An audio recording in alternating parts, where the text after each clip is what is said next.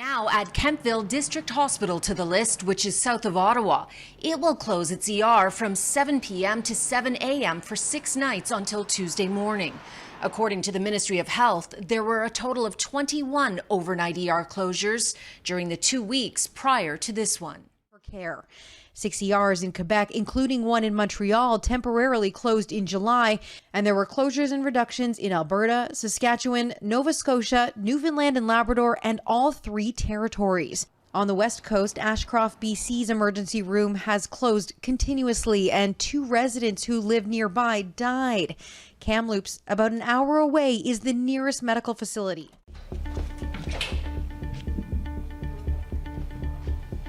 So this is basically what you'd be greeted with, right? Yes.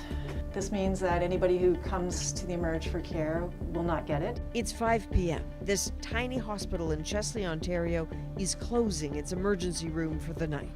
This is the wrong time to be learning this, to be showing up at the ER. Yes. If it's urgent, then we call an ambulance for them, or they call an ambulance. So they would get to the ER and then have to call an ambulance. Yes. To come here and take them to another hospital. Yeah. We've always had a public health care system in the province of Ontario, and we will continue to. Are we looking at options? Absolutely. There are jurisdictions in other parts of Canada, in the world, that have other opportunities that we're going to look at. And all of those suggestions are being considered and studied. Hey everyone, welcome to today's view. My name is Elton. My name is Amrinder. Yeah, how was the long weekend there, Labor Day weekend? It was good. It was good. Took the kids out to the CNE. And oh man, it's gotten quite expensive from from last time I went. Yeah.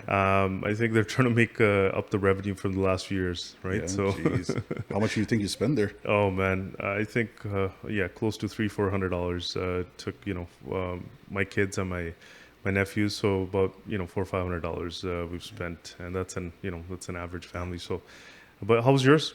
That was all right, but not as expensive as yours, but. Can't complain to this guy here who's willing to spend $5,000 for a family doctor out in Vancouver. Oh, I heard about that. Yeah, I heard about that. Yeah, so it seems like things are not working out in the healthcare field there. There's a clip out there explaining why he wanted to spend $5,000 trying to find a personal doctor. So let's just play that and see his reasoning for it. Okay, let's hear it. I mean, I placed the ad because I need a family doctor. It's that simple for Gary Schuster, who suffers from a metabolic disorder so rare he carries around these information cards about the disease should he fall ill. Emergency room doctors typically have no or little experience with fatty acid oxidation disorders. His condition, CPT2 deficiency, needs consistent monitoring, something that disappeared when his family doctor retired. Efforts to find a new doctor have so far led to long wait lists. So he placed this ad offering $5,000 to anyone who can help him find a suitable family doctor near his home in downtown Vancouver. Need someone who's capable of tracking the disease, understanding it. Typically, if I have to see a doctor I'm not familiar with, the first 10 minutes of that session is explaining what the disease is. An estimated 1 million British Columbians are without a family doctor. Last week, the province announced $118 million in stopgap funding to support the sector, while a new fee structure is negotiated with physicians.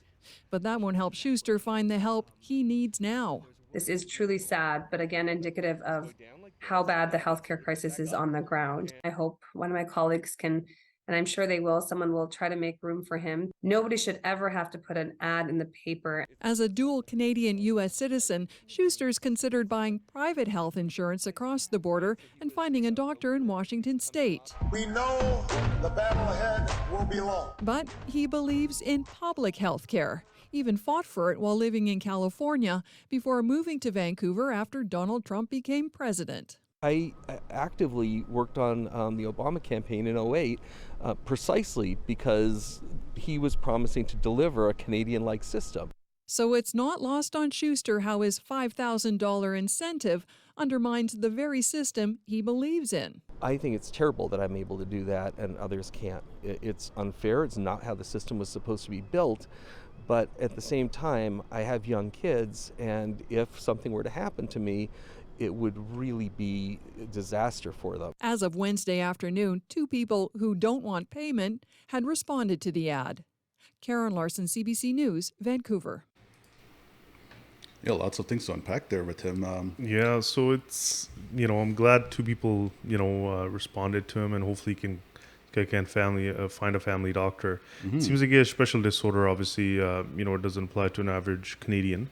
But it's very interesting that he's one of those guys that moved here since Donald Trump came into power, and he moved over. So I think that speaks to volumes about privatization of healthcare and then public healthcare. Yeah.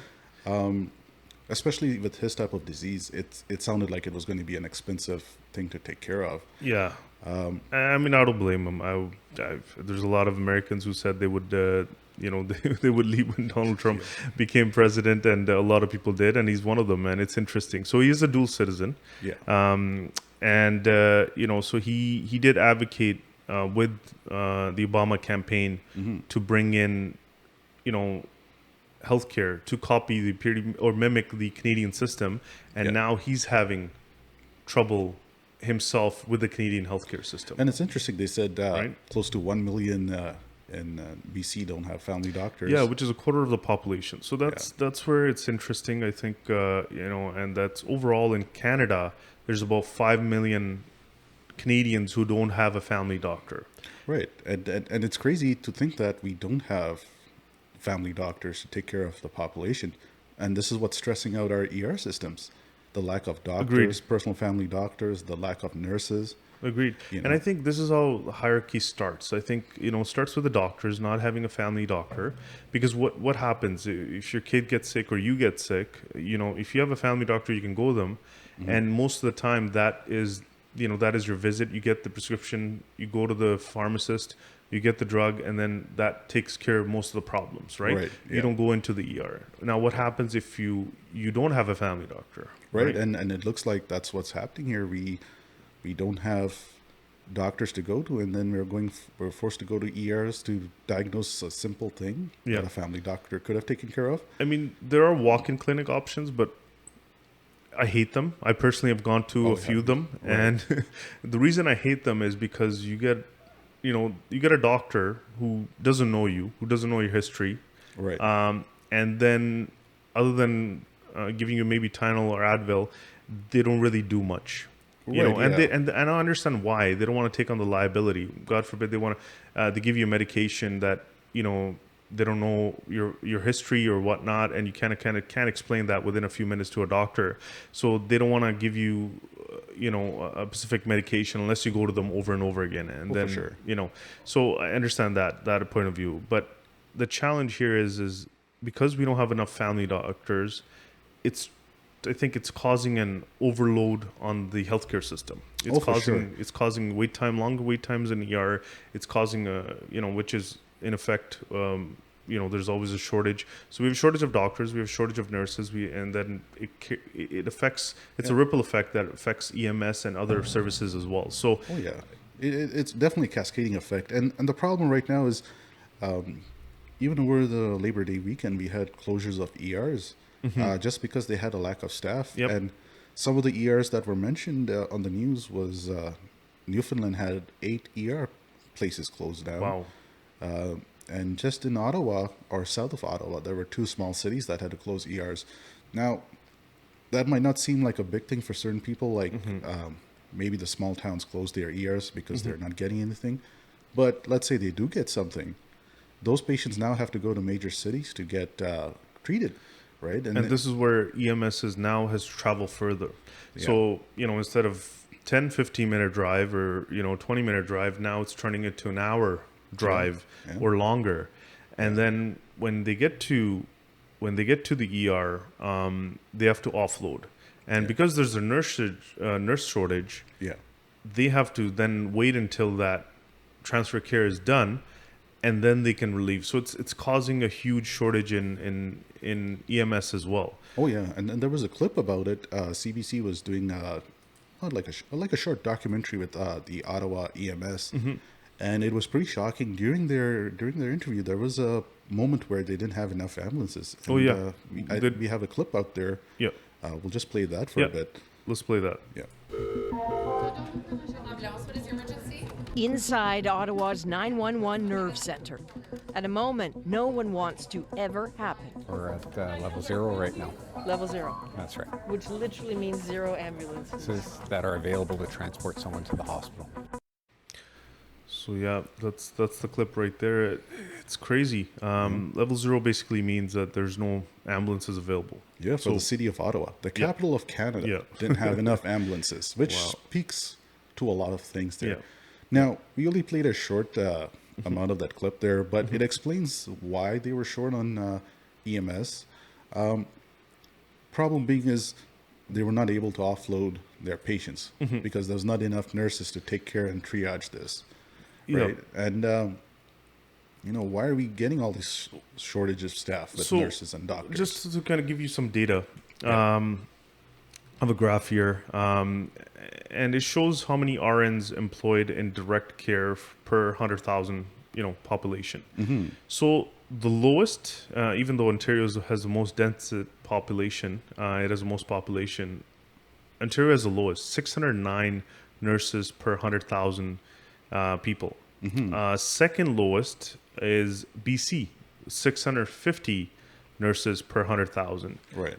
And the most, what do you think that is? And just to compare, Newfoundland has 982 nurses per 100,000. Elton, why do you think? There's less nurses in Ontario and BC, where we have majority of the population, than in obviously there's a shortage everywhere, but just to kind of compare, why do you think there's a shortage in Ontario specifically? I think a few things pop in my head for that is it could be the nurses are going to the private sector. And we're not getting data on that part. There's some clinics, right?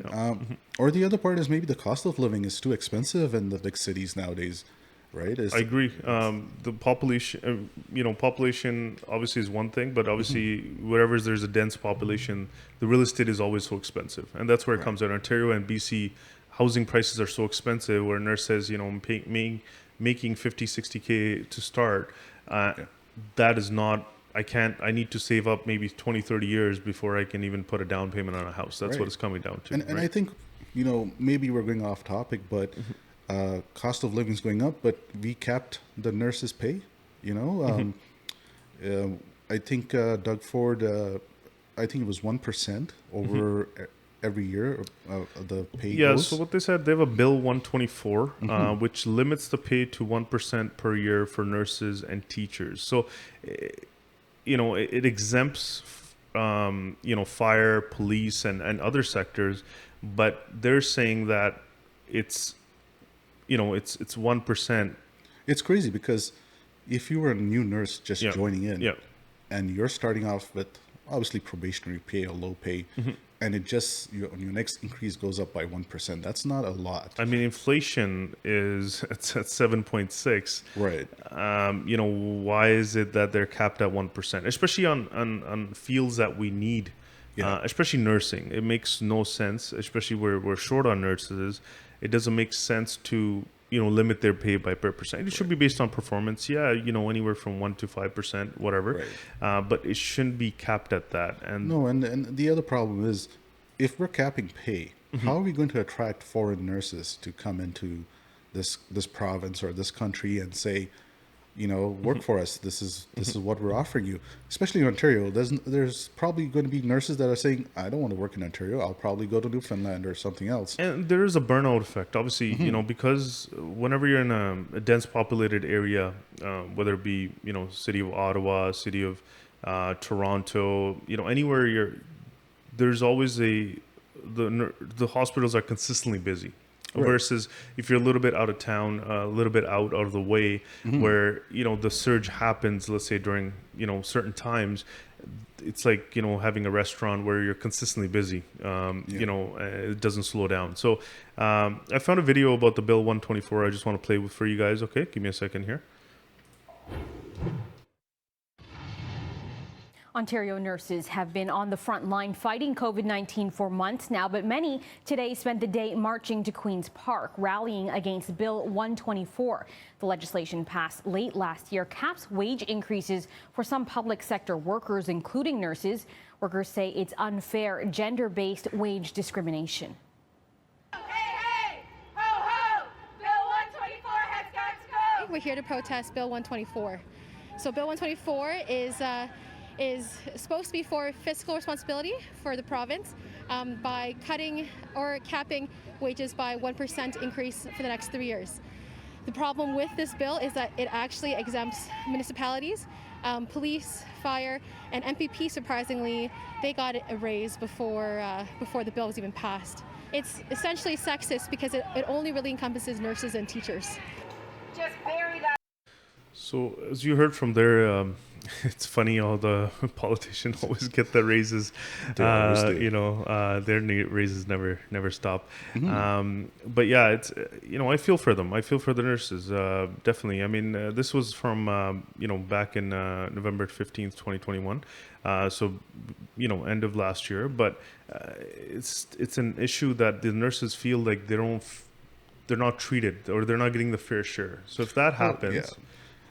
Why do you think they're going to want to stay in this field? And that's where a lot of them are leaving. A lot of them are leaving. And this is what's causing our long wait lines in ERs, and that we're having these ER closures because we don't have the staff. Yep. It's a cascading effect. Like you said, it's a ripple effect when certain things don't happen in a certain way. So if you don't have the personal doctors, everyone goes to ER. You don't have enough nurses, then we can't triage enough patients, and we don't have enough beds. And then we have this hallway treatment, as in the beds are in the hallways. It's just people waiting. It's a lot of things to digest here, and we need to make sure that people are taken care of. Just getting ERs closed is not a good thing because you can't treat the patient, and agreed. It's unfortunate. It's we're getting a lot of ERs closed in small towns that you hear about, but even east of Ontario, Ajax or there was an ICU closed for a month or longer, where patients were directed to Ajax, Pickering, and Oshawa hospitals. So this is a big issue, and it kind of has a ripple effect. So if you close one section, then population has to go to the other, and it becomes a big hassle for the hospitals to handle. Right, because a hospital is built for a certain population in mind, and now you're bringing, I don't want to say outsiders, but they're out of towners, and if they are not getting the care in their own town, and they're coming to, let's say, Pickering, they're going to Oshawa, whatever the case might be, you're overloading the beds in the other town now. So, we need to make sure that staffing. There's no staffing shortage across most of the hospitals there. And some hospitals, a perfect example is the Brampton Civic Hospital. It's in general, based on the population, I think in that area, we definitely need 2 or more hospitals. Right. And what's happens is, obviously, it has a reputation for one of the worst hospitals in GTA. So what people do is, yes, they'll go to Etobicoke, they'll go to Georgetown, they'll go to further hospitals, Oakville, Milton, and that causes more pressure on the hospitals, especially for kids. I know a lot of people from anywhere in the GTA go to sick kids. I personally would take my kids there in a heartbeat. But it causes a lot of pressure on the hospital. So definitely, along with staff shortages, we also need to consider, where we have a large amount of population. We don't we're looking for donations for the Brampton Civic Hospital. Right. They told everybody, this is a secondary hospital. We're not going to close the older one. What do?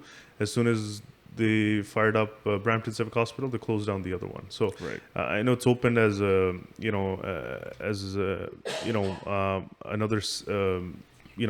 health facility now. It's not a hospital, but I think we definitely need another hospital in Brampton, like ASAP, or should have had it as of a decade ago. So there's those problems. I mean, this is where the lack of planning and foresight doesn't come in either from the politicians. Agreed.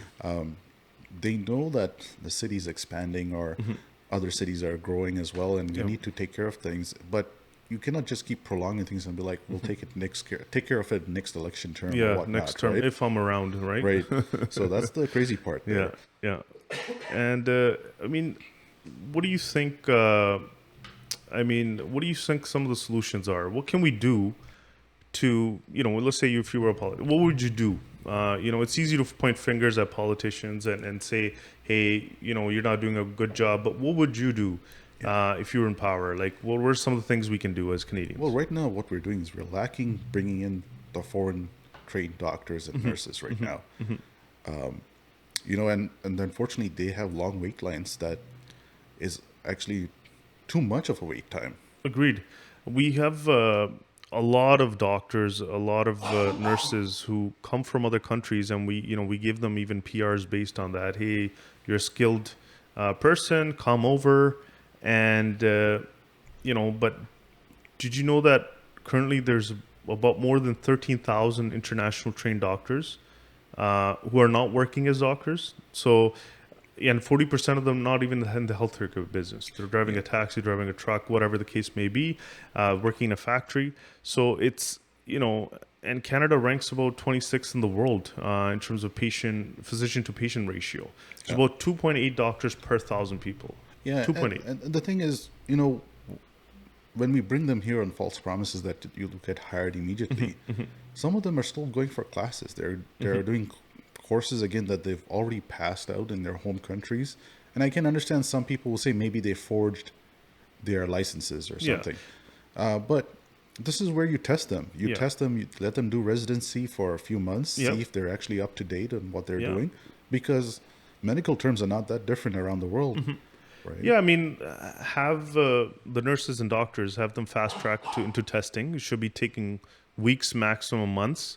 And then from there, you can put them under a physician or a nurse, and then they, within 3 months, 6 months, like, they do residency. It could be like probation, how employers have probation, within 3 or 6 months, if they don't think they're fit, or they don't qualify, or they don't have the expertise to be in this field, then we should be able to, say, no, you're not ready yet. Go back to study more, or you're good enough, and then you qualify, and then you start practicing, right? Yeah, because right now the problem is, there's not enough doctors and nurses being trained in Canada. There's like, I know for nurses or doctors, there's like a double-digit wait line. Yeah, very like, limited seating. Just to do classes. Yeah, right. I agree. 1 year is like 15, 20, and then there's only entrance exam once a year. Yeah, it defeats the purpose of, are we planning for the amount of people we're going to bring into Canada? Yeah, are we planning enough for the babies that are being born? Yeah, they're going to retire, and the baby boomers, right, that are retiring soon. Here's a video about that I want to play for you guys. Listen to this.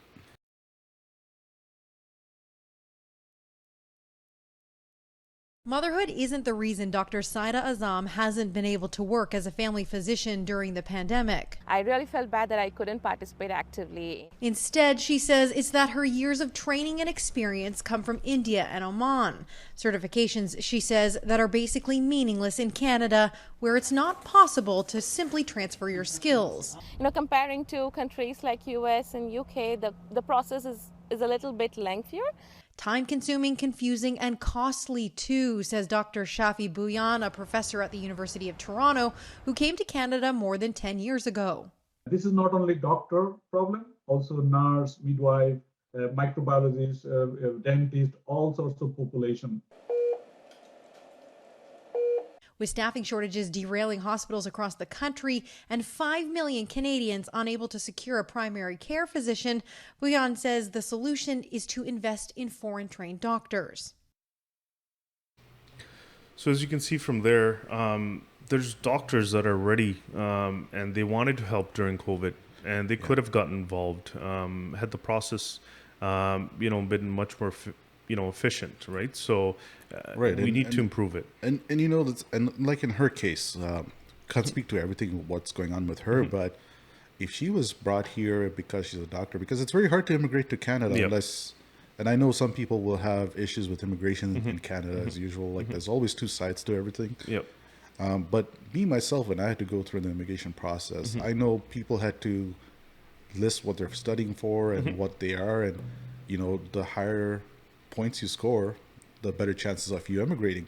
So if you're willing to poach doctors from different countries and make them settle here, why not fast track the process. Instead of making them do a test and go through classes, and that might be a year or 2 year process, why can't we fast track this?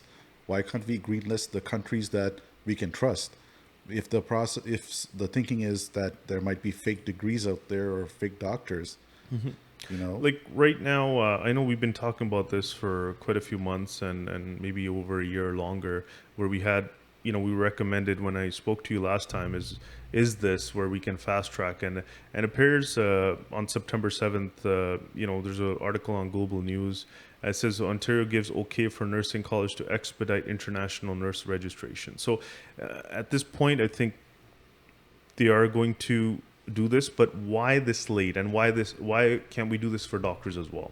So Right. we're panicking. We're going to the College of Nurses of Ontario, and we're saying, hey, we need help, what can you do? And then, you know, they're coming up with, you know, they've been trying to, say, hey, we've been trying to get this for the longest time.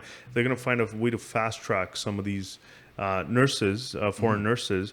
But why can't we do that with doctors? Why haven't we done this? I mean, with doctors for over a few decades now. We've been shortage on doctors for quite a few decades now, and why are we not doing more? Is my question. So you're right. It's not a proactive approach. It's more a reactive approach. Every time we're reactive, and that's the problem. and you know, it's not only us in the cities out here in Ontario and BC that's having issues. You know, even the Indigenous people up north, they're having issues with healthcare as well. They don't have, you know, the proper nurses, doctors. They don't even have the facilities. Sometimes they got to travel a day or two, maybe less, depending where their settlements are. But again, it's not like it's a new issue that just popped happened. up. Exactly. Right? COVID made it worse, obviously. But this is where, you know, I fault the politicians, and partly as us as well, because we don't hold the politicians accountable, right? We turn a blind eye to everything and say, oh, well, you know, it doesn't affect me, so why should I care about this, right? Agreed. And now we're facing the wrath of the situation where, you know, people are not getting the proper healthcare that they need. This man has to spend $5,000 for something that he shouldn't, for a personal doctor. Like, you know, even Ontario, we are having a shortage of personal doctors, right? So let's not even go that far. Let's talk about ourselves. Do you have a family doctor? I don't, but my dad does. And, and why don't you? Well, when I tried to join my dad's personal doctor, again, this was when I was younger. I felt like I didn't need a personal doctor, right? Yeah. And this is where, when you're young, you feel like it's not your problem. Exactly. Yet, right? Yeah. So, you know, now we're in our 30s and whatnot, and you know, I have kids, and I want a family doctor. So I don't have a family doctor. I had a really good family doctor, which took a long time for me to find. I had really bad experiences in the past. I finally found a good family doctor. Unfortunately, he passed away. Right. And now I don't have a family doctor for the last few years. I'm looking for one, but it seems like by the time I find a good family doctor, somebody's recommended me, a family or a friend, they have a wait list. They're not accepting new patients. So I think, and in places like PEI, from what I've heard, people are on average waiting 4 to 8 years for a family doctor. And they're saying, now we have to take our kids or whoever, we have to go to the ER. Right. And so I think, you know, just speaking volume, I think a lot of people need a family doctor, and I think that will stop a lot of people from going into ER. And the other challenge to that is, yes, you have a family. Let's say you are you're one of those lucky people that have a good family doctor and you're happy with them. Yeah. Getting a specialist appointment for anything. So whether you need an MRI, I know a family member who had later found out that he had a brain tumor. He had to wait almost a year for an MRI. Which is unacceptable. Yeah. You know, especially being a first world country. I think it's unacceptable. So why does it take that long? It shouldn't take that long. Like, MRI should be, okay, here's one in the next few days, 2 weeks, I understand. But it should not take months or a year to schedule an MRI appointment. Right. And that's a big issue. And same thing with the specialists. So we have specialists, and, you know, just in doctors in general, we're having a a hard time retaining and keeping doctors in Canada, and then a specialist just adds volume to that. Right. And then so this family member had to wait, let's say, a year for an MRI and another year for surgery. Now, God forbid, this guy was in his early 30s. God forbid something happens earlier. Something happens. Then what? A lot of people end up dying or getting worse, obviously, waiting for these specialist appointments, waiting for these MRIs, waiting for these CT scans. It shouldn't take that long. It takes a long time. No, and lack of family doctors. If you don't have someone to go to, and this is causing people to go to ERs, right? Yeah. That's causing people to overload the system when they don't need to. Yep. Right. Agreed. And this is where I think they were talking about also having pharmacists fill out prescriptions or help out with certain things. Yeah, that's the government solution is as of January next year. Yeah. Apparently it's implemented January 2023. Pharmacists will be able to prescribe drugs. So obviously there's a limitation to certain drugs and everything. But there are certain drugs that they can, you can go to your pharmacist and pretty much get some of those. Now, the good side to that is, yes, it reduces trips to ERs or for people who don't have family doctors. It reduces even trips to the family doc, because if you need something, that you have to just go to your doctor, just exactly what you need, or your doctor knows exactly what you need on a regular basis. Why do you need to go to your doctor every few weeks or months to get that, right? Yeah. So it reduces, obviously wait times and lineups at your family doctor and even walk-in clinics. So you get your medication faster. Right. Takes the pressure off the hospital, off the nurses, off the doctors, obviously EMS and everybody. So that's a good point. But what do you think are the cons to this? What do you think, Yeah, so, for me, I feel like if we were to go down this road, pharmacies have to make money, right? That's what their ultimate goal is, yeah. Right? They can say they're for healthcare, which is true. They are prescribing drugs for us and whatnot. I mean, they're dispensing drugs for us. The downside I see to this one is there are companies that will pay the pharmacists to sell their brands. One drug over another. Yeah. Exactly, right? And, it might not be costing us much because we do have healthcare subsidized for us. Yep. But then it does cost the government money, Taxpayers, which is us in the end paying for this. Yep. And I remember seeing a CBC documentary a long time ago, maybe 4 or 5 years ago, where From they went 2018. to where they went to Costco and they were able to see what was going on. Basically, they had someone going in acting as a drug maker, and Costco was basically demanding a lot of money to make sure that that drug would be upfront available in the pharmacy, right? Or available, kickbacks, there's basically kickbacks to say that, hey, I will promote your drug over this drug and whatnot, right? So yeah, how do you prevent, they're essentially shopkeepers. How do you prevent shopkeepers from? And this is the problem, right? And I'm not trying to say all pharmacists are bad. No. But in the end, we are people that do stuff for money, right? In the end, we got to take care of ourselves. We got to take care of families. We got to put roof over our heads. Money does talk, unfortunately, right? But at the same time, if we were to go down this road of pharmacists doing this, we need to have a government that's able to monitor this. But I don't think the government will be able to monitor this. The question is who's going to watch the pharmacies? Right? Yeah, exactly. Because right now the government has failed us in so many things, and just adding another list for them to take care of will not help the situation. Agreed. So other than planning ahead, being proactive and all of that, we talked about obviously expediting foreign doctors and nurses from joining our healthcare system. What are your thoughts on, obviously this is a big topic these days, it's in the news, is privatization of the Canadian healthcare system. What are your thoughts on that? Well, I'll be honest with you, I don't think privatization can help us. Why not? If you look at the states right now, they are somewhat private. They are privatized, and they are somewhat, with the Obamacare, they do have some things there. But again, with privatization, it's money talks, and whoever has the most money can be helped out, right? And in the end, it always affects the lower class people or the low wage earners. If you see, like, if one of the workers at Tim Hortons. They're not getting paid a lot, and if they were to go for privatized healthcare, they would not be able to afford it. So it's a lot of things that's affecting people here. And then with America, if you see how people get their healthcare, they basically go job hunting with obviously good pay, but also whatever the healthcare benefits are. Right? So you're always stuck to that job. You cannot just leave your job and go to another job and be like, I'm okay. Yeah. You always look for that healthcare. So I know you probably might have a different view, but I feel like the low wage earners in this country will definitely lose out on this healthcare. No, good point. I think instead of full, from my understanding, the way I look at it is America is mostly privatized. And there's a lot of lobbying going on in the government and everything from these, and there's a very little,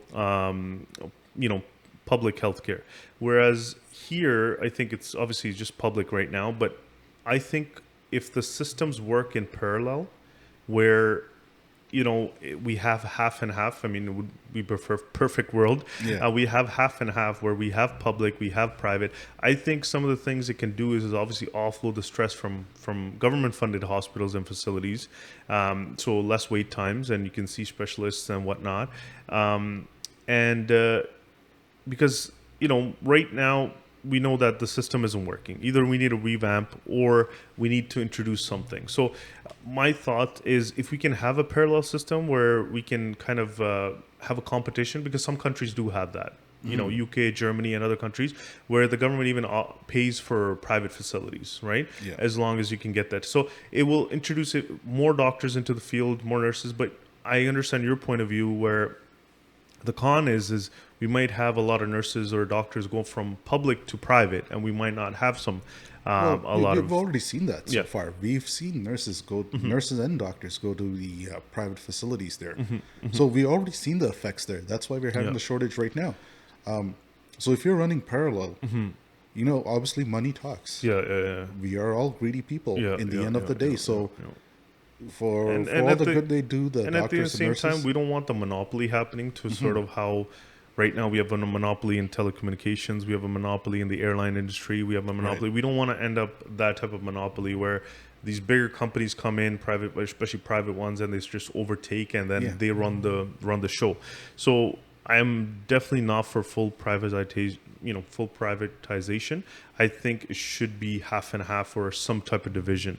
But I get your point of view about it will create a division between a poor person getting very basic or no health care or having challenges versus somebody wealthy. So we'll create a class division. And the other thing is, when the pay is better in private, why should I slave over a government job when I can go into the private field and pay more? And now I know some people say, no, that's not how we are always helpful, and we're not. We pretend we are something, but we're not. In the end, money speaks, because look at the cost of living in Ontario itself. Right? So, I mean, 100%. I think step one would be obviously to, work on our, staff shortages in terms of doctors, nurses, and everything. And if that doesn't work, though, what else can we do? Do you think before going into step two, which is privatization? To be fair, I think just getting more doctors and nurses should help resolve the problem. Because honestly, the government never looks into the future, right? And what exacerbated this whole situation is COVID, right? And it doesn't help that we have conspiracy theories going online saying that this COVID was a control thing. And then these are the people that are causing the wait lines in ER because these people didn't want to get the vaccine. Exactly. Now, you can be a pro-vaccine, against the vaccine, whatever the case might be, but these people look online and they think they're better than the doctors and nurses that trained for years on how to deal with diseases. Makes sense. And we have these people overloading our system, and then nurses and doctors forced to treat these people, and that's probably why they're getting burnt out, because they are seeing that people that didn't care about the other humanity, taking up resources, and people that couldn't get the resources are dying.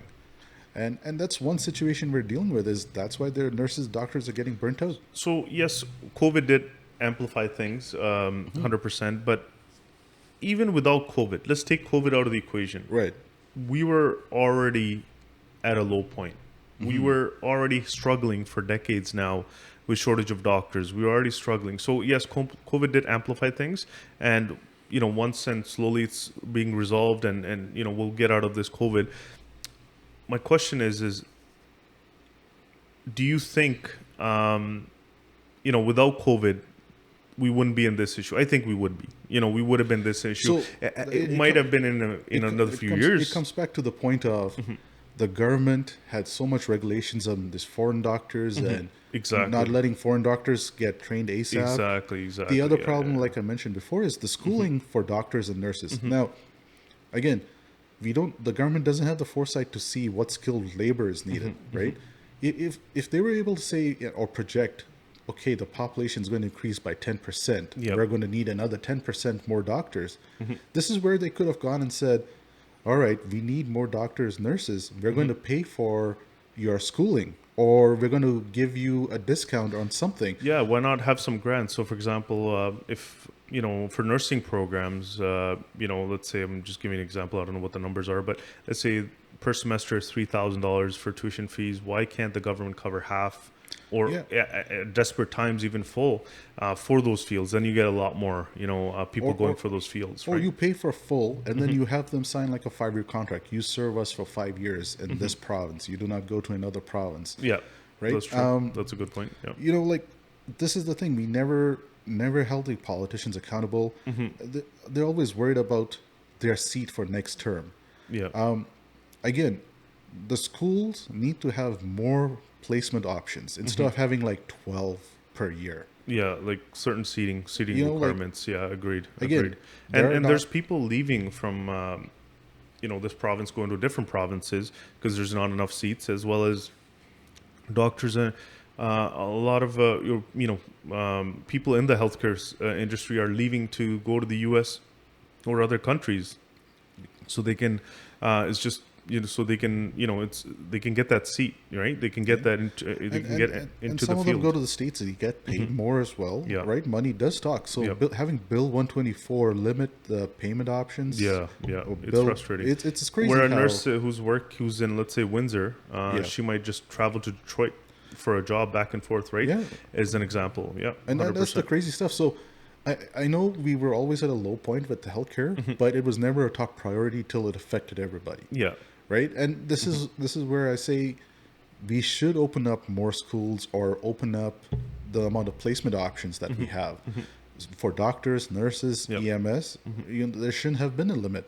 And I think, honestly, I feel like this is part of the government's way of trying to privatize this. And this was just made it worse by the Ford government. You're limiting the pay for the nurses. Why? Right? 1%. 1% doesn't make sense for the rate of inflation. The more nurses leave, it makes more point for him to say, yes, this makes sense for private healthcare. We can bring in business, whatever the case might be. But honestly, it's just to the detriment of us, everybody involved. And I know last election, not a lot of people went out and voted just because they felt like they had no one to vote for. But that's not an excuse. But coming back to trying to solve this, I think just opening up more spots, training more foreign doctors, letting them do their residency easily. Because I've met people. I remember back in 2007 or 8, I met this cab driver. He was an Iranian doctor, a neurosurgeon. And he was driving a cab, and he said he has to study for 2 years. But at that point, he felt like he was cheated in the way he came here, moved his family here, and he has to study again. And he was an accomplished doctor in Iran. And he was telling me how he was thinking of going back to Iran, even though the government there was not the best for him. But at the end of the day, he needs to feed his family and kids. And why should he slave through studying again when he knows everything? So this is where I feel like there's a disconnect in the government procedures among different departments. If we're scoring certain immigrants on the type of jobs they have, and we're bringing them here, why are we not having another program for them to easily transition through living in Canada? Right? We jump through hoops, and the government easily brings in refugees, provides them everything under the sun, but we don't take care of foreign skilled workers that we desperately need here. right? Agreed. So I feel like if we were able to, again, going back to the whole topic of bringing more foreign trained doctors, nurses, and training them up and opening up more class spaces, I think will solve the problem. Obviously, it will take time now because you can't easily just train up someone and they'll know everything. They need to have those years of skills, knowledge imparted on them. But yeah, it's crazy how it's just going downhill, and you know, we need to take care of that. The other issue I want to talk about, because I want to bring your attention to, is Bill 7, which was known as the More Beds, Better Care Act of 2022, which passed without a public input, about sending seniors to their non-preferred homes without consent, right? You heard about that? I did, and this brings up the same things that we were talking about. This leads to that, right? Because we have to make these kind of decisions because we weren't well prepared, because we didn't see, ahead. We weren't proactive. Because of that, we have to, introduce these kind of things where somebody's taking up a bed because there's not enough space in long-term cares, and now. So just people know what Bill 7 is about. It's basically forcing seniors that are taking up beds in hospitals. Yeah, let's say they're stabilized, they're waiting for the long-term care. Yeah, they're waiting for a long-term care of their choice. But now, because we have shortage of ER beds, these seniors that have served this country well, paid their taxes and dues, are now being forced to go to a long-term care of not their choosing. And if they refuse that, they are going to be fined $1,500 a day or more, based on the hospital. Based on the hospital. And we've all heard the horror stories about abuse in long-term cares. Yeah, especially during COVID, that came to light, where a lot of nursing home and retirement homes and long-term cares, they all weren't up to standard, or there was a lot of abuse and a lot of you've heard the horror stories, right? And still not been fixed. And when these people that are waiting for the long-term care obviously did their research. Cost is a factor as well. That there's a reason they're choosing this, and sometimes the wait list for these long-term care homes is like 12 months to 24 months. Long. It's right? Long, very long. Yeah. And it's not because they are choosing to wait there. It's just they want to be close to their family, right? So now with this Bill 7, which is, I feel like, it's very un-Canadian, especially here in Ontario. This is passed off in Ontario, but this is very un-Canadian, where we are forcing a senior against their will to go to a long-term care that they don't know about. They have no research. They haven't done research, and you're putting them somewhere that might be at risk.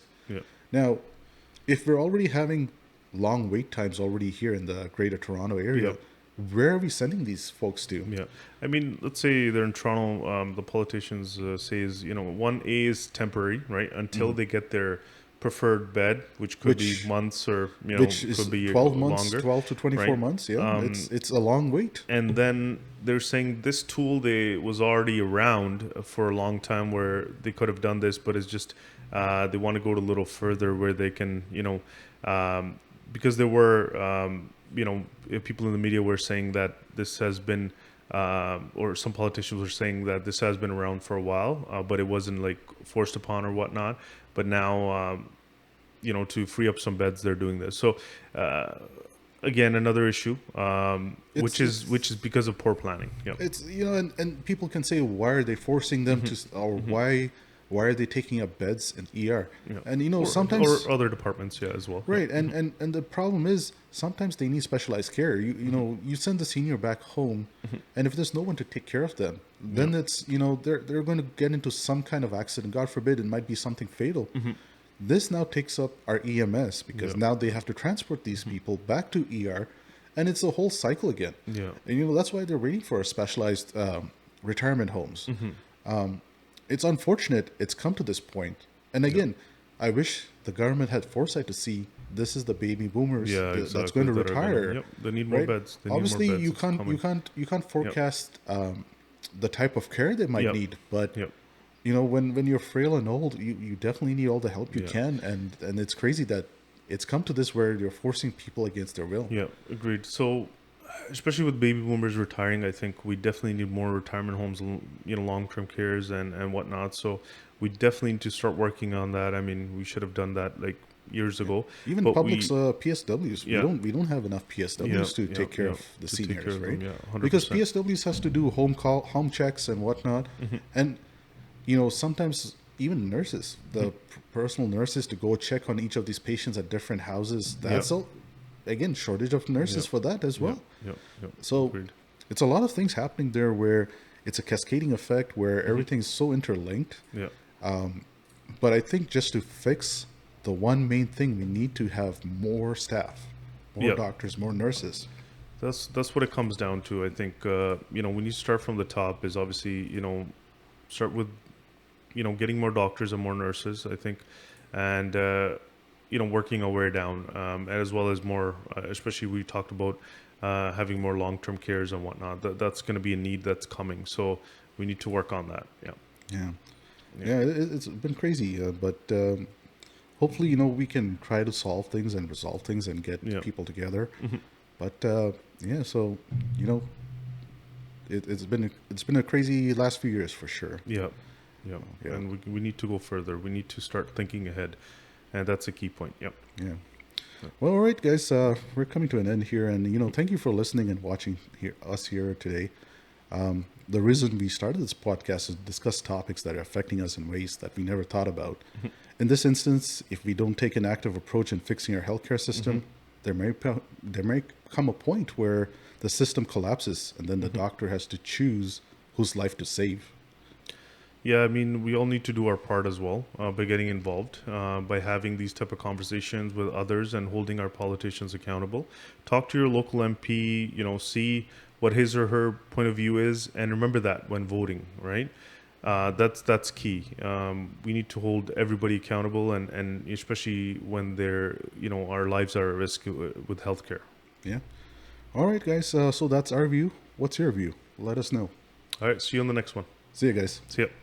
Medical Care Services Ontario has provided this color-coded chart for doctors to help assess a patient's predicted short-term mortality risk, assessing their chances of dying in the next 12 months from non-COVID causes. So, do they have heart disease? Do they have lung disease, kidney disease? Do they have cancer? How likely are they to survive from their other illnesses and medical problems over the next year?